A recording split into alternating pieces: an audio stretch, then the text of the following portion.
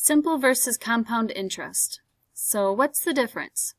Well, let's say you have an investment and it earns simple interest. That's how the interest is calculated on simple interest. You would only earn interest on the principal only. Compound interest means that you will earn interest not only on the principal, but the interest. So the interest earns interest. So let's say you're an investor. As an investor, which would you prefer? Simple interest or compound interest? Which would you prefer? Hopefully, you were thinking compound. As a borrower, which would you prefer? And hopefully you were thinking simple. Because if you are taking out a loan, you would want to pay the least amount of interest, so you would hopefully get one that was a simple interest. Let's do an example for simple interest. You invest $1,000. Your investment product pays you 8% simple interest. So you might want to underline or circle the main things we need to know. We need to know our principal, $1,000. It's going to pay 8%. And how is it going to compute the interest? Using the simple interest method. So how much will you have at the end of 3 years? So let's just calculate year 1. What would you make? So how do you calculate this?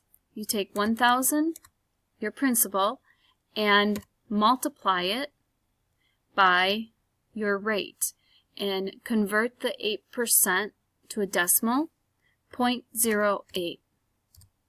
1,000 times 8%, 0.08, gives you $80.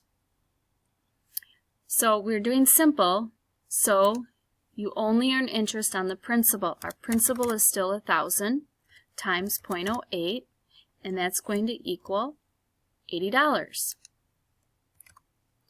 And year 3, same thing. 1,000 times 8%, you've earned $80. So what is our total interest and principal? Well, for this, you had interest, 80 plus 80 plus 80, 8 times 3 is 240, plus your $1,000 principal. That equals, let's get rid of some of this. So what did you make? You made $240 in interest. So you had 1,000 plus your interest. So your ending balance would be $1,240. Okay? Another way that you can do this is if I was asking how much will you have at the end of 3 years, the interest, to calculate that, after 3 years, and you might want to pause this and write this down, I equals PRT. I is the interest amount that you're trying to find, P is the principal, rate, the interest rate, and then the time. So if I wanted to calculate my interest after 3 years, you could take 1,000, the principal, times the rate, times the time, which was 3 years. And that's going to give you, your interest would be $240. Now make sure you're trying these in your calculators so that you get the same answer. Alright, I'll go through one more with you and then you're on your own. You invest $1,000, your investment product earns 8%. So let me highlight, you underline some of the main points. 1,000, the rate, 8%, and it is compounded. So we're going to use compound interest instead of simple interest and compare. So 3 years, so year 1, year 2, and year 3. Yeah, 2 and then 3.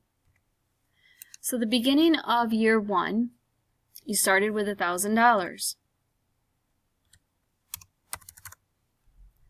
You made 8% interest, so 1,000 times 8%, Still gives us 80. That's what we did in the first problem. So our ending balance, and what you're probably going to want to do is make a little note that you're going to add 1,000 plus 80, and that's going to give you your ending balance. 1,080.